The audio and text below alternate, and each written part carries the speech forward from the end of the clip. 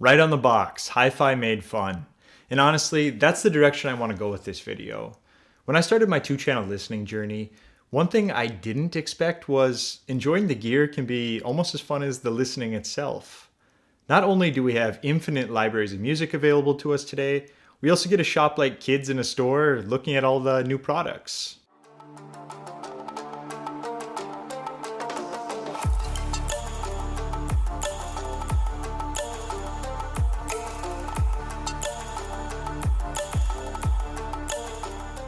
Little Class D amps like this newly released Fosi BT20A Pro are like the Hot Wheels or Matchbox cars. They are the budget toy in the realm of hi-fi, and for whatever reason, they're a lot of fun. Maybe it's the small compact size, the feeling of getting a lot out of a small package, or the fact that it's kind of like the Swiss Army knife, all in one, a quick little solution. The Fosi isn't generally the grand must-have toy that you circled in the toy catalog when you were young, the one that you thought you had to have. It's more likely the car or action figure that you ended up playing with the most. So let's check it out. Like I said, this is the new release from Fosi, and I really like the direction that they're going over the past couple years. This is one of the cleanest implementations of these Little Class D amps yet. For one, no screws visible on the front, and a color other than black. It's matte gray, and it's actually quite nice looking. They obviously wanted to add just a touch of flair with the copper knob, and I feel like they nailed it. It's just the right amount without going over the top. If we continue to look at the front, the knobs have something new. They have a detent at the center point of the tone controls. Seriously, thank you. It's a pain to find neutral without the central detent, and in all likelihood, you're off a little bit every time without this.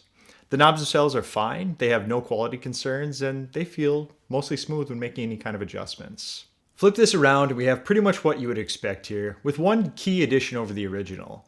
Starting from the left, we have the RCA inputs, and next to that we have a pre-out, which is new to the BT20 series.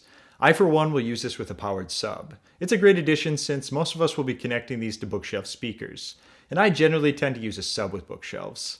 Well, actually I'm testing the Bucart P300 right now, and for a bookshelf, these have insane bass, so I shouldn't say always.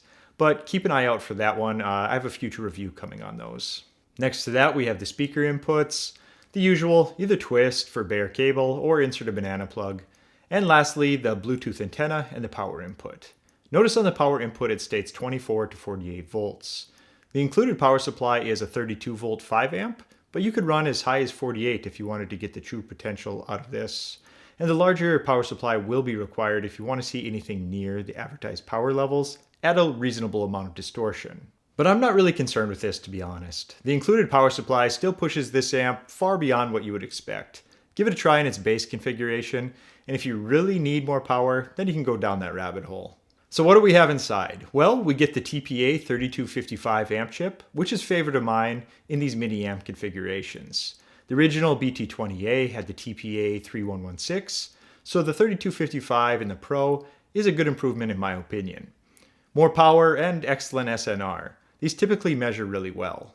The 3255 is the same as what's in the highly popular AIYIMA A07, but this takes things a step further with the Sagimi style inductors and Nichicon capacitors. AIYIMA followed suit with their new A07 Pro, but I'm yet to review that one. But I do have it over here in a box, so stay tuned for that as well. Another notable internal feature is swappable op amps. Depending on who you listen to, it's either a game changer or not worth the effort. But for the person who likes to tinker, I could see it being a lot of fun, similar to tube rolling, searching out those incremental gains, or maybe even just personalization to the sound that you enjoy the most. So how does this one sound? Well, if we want to keep this on point to my intro, we should really treat this like that Matchbox car. Take it anywhere, throw it around, just maybe not ramp it down the staircase just yet. First things first, let's throw it in the office where these will live for a lot of people. A perfect size for near-field listening. I have it paired up with an SMSL, SU8S DAC, and a Wii Mini. I have Amazon Music coming into my DAC that also acts as a preamp. I just turn the volume on the Fosi amp to around 3/4 and let the SMSL handle volume control. This also gives me a remote, which is always welcome.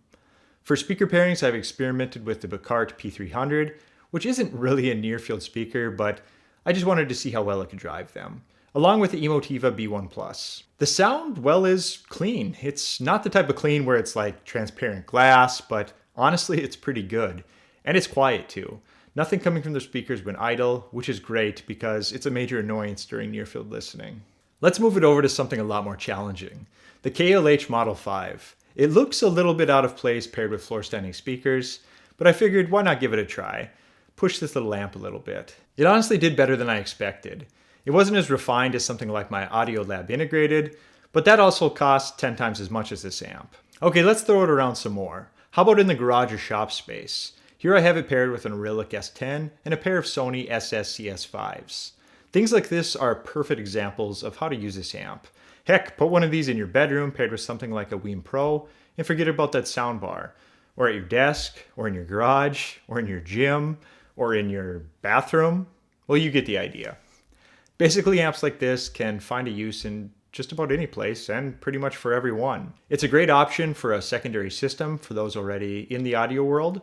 Or on the other side of things, it's a fantastic starting point for someone who wants to dabble in two-channel listening before moving up the ladder to more expensive equipment. Really, it's a great value for both cases. As far as the sound, I should also mention the Bluetooth. I'm not generally a big Bluetooth user. I generally pair my amps with a streamer, either a Wheem product or a Blue Sound, but I did test out the Bluetooth here primarily to test out the connection. They advertised 50 feet, and I found that to be accurate. I didn't have any issues there, and the sound was actually fine. It appears to be a decent implementation. The codecs available are AAC and SBC. While I may not be a big Bluetooth user, it's still a good move. Keep this amp simple and capable. So in conclusion, Fosi is stepping up their game here with the BT20A Pro. It's a notably better amp than the original, better features and performance. And important for many, it looks better too. It's nice to see affordable options that are actually worth buying. Keep up with the good work, Fosi. I would really appreciate it if you could take a moment to like the video and subscribe if you haven't already. It makes a huge impact to my channel. It opens doors for me to get in new products to review for everyone. Some notable reviews coming are the Bacart P300 bookshelf speakers, part 2 of the CSS Tories, which is turning out to be a really fun build. I got a little out of hand during the finishing of the cabinets, so it's taking a bit longer. Maybe a week out on that one. I also have a couple of other small desktop amps, one that'll be familiar, and another one that's actually new to the market with some exciting features. I have the Topping E50 and L50 desktop DAC and amp stack, as well as the one that I'm really excited to get in during the next month or two, an Orchard Audio amp, and that one is going to be a beast. So that's all for today. Take care. I'll talk to you later. Bye.